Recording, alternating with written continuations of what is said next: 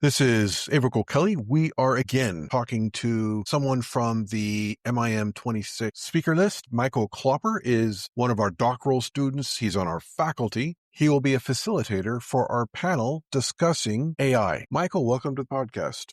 Thanks, Abrick. It's always great to chat to you on these. So what are we going to be talking about at the conference about artificial intelligence? Well, it's quite an interesting question, Abrick. If you look at the panel lineup, there's a very diverse set of discussions around AI. My role there as the moderator is just to help the audience understand where the individual topics fit in to the broader sphere of AI. And a question I get asked quite frequently is, where do we even begin with the AI process? And in these discussions we're talking discussions with companies, with governments, healthcare, and various other industries. The most dangerous thing, I think, in my opinion, is to not do anything.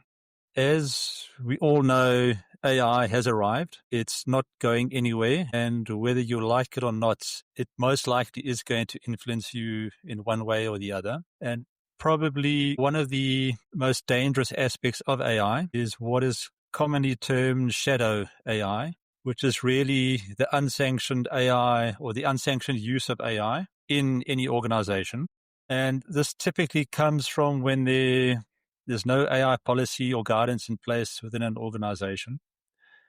Or you get the opposite of that. A company will, for one or other reason, flat out ban the use of AI. And that's where shadow AI starts to creep in, is employees, students, anyone who has a task to do.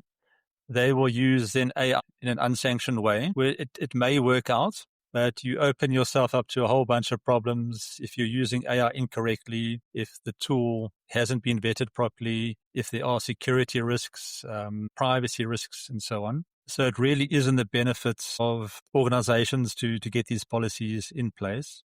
But and this is where I really love the lineup to see what everybody is doing. Everyone has a very specific focus or a specific use case for AI. And I think where organizations struggle is they try and comprehend the entire landscape of artificial intelligence. And it's just too vast. Typically, I've found in day-to-day use when people talk about AI, they are typically thinking of the ChatGPTs of the world, the Geminis, and so on, which is a specific type of AI. Everyone's heard the terms LLMs and generative AI. But when you start your journey, it really helps to have a very specific task or specific use case. For example, I would like to try and use AI to interpret ultrasound and then focus on that and then build out an AI policy and adopting AI from there on out. So it sounds to me like we have two options. We either accept AI, regulate it, give it right and left limits within academia, and use it and have our students and faculty use it with good evidence and good ethics. Or we just say no, and everyone's going to use it anyway. And then you have the shadow AI that's going to infiltrate your academic organization. That's spot on, Abrick. So often I'll sit and I'll talk about governance in companies. And the minute people hear the word governance, they think of it as a gate and things they aren't allowed to do and it being very restrictive. With AI governance, one really needs to approach it from a sandbox point of view, in that the organization is not saying, don't use this, don't use that. It just creates parameters or guardrails that allows clinicians to really test their specific ideas very safely. And if people are not aware of the limitations and the dangers of AI, and I'm talking things like bias or models that are not being tested properly, that can really negatively impact the individual, whether they are aware of it or not. Yeah, that is a challenge. And you as moderator, you're going to have other quorum faculty who are pro and against AI. And your job is to keep a balance in the middle.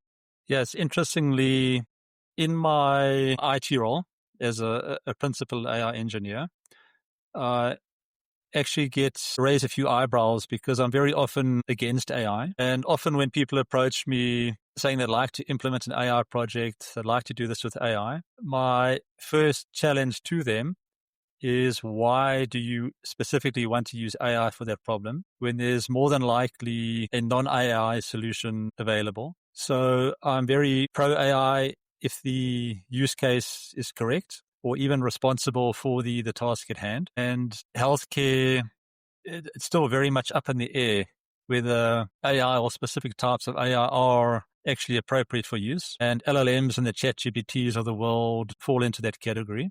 But AI, specifically machine learning, which is a subset of AI, has been in medical practice, even clinical practice for, I'll even dare say, decades at the moment. So when you get the naysayers, I find it always very important to focus on what parts of AI are you saying no to, because it can't be the broad umbrella of AI. This is just too broad a challenge. Recently, the HPCSA in South Africa has published an AI guideline for paramedics. Is that right?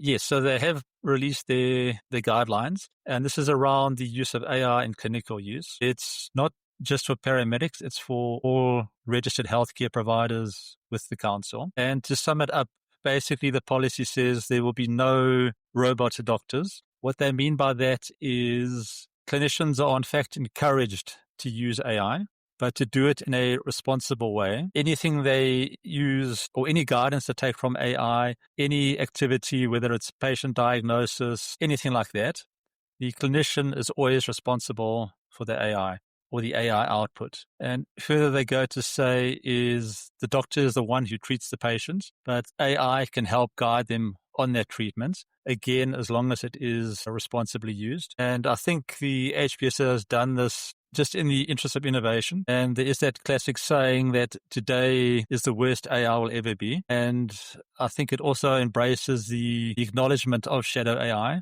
If they don't put policies in place to help govern it, they're going to get this unsolicited use of AI, which will create a huge problem in the healthcare industry. That's a huge subject. And for those of you listening would be interested in learning a bit more about AI in academia and pre-hospital, you can come to our conference at the end of January, starting 31 January in Malta, for a deep dive into artificial intelligence.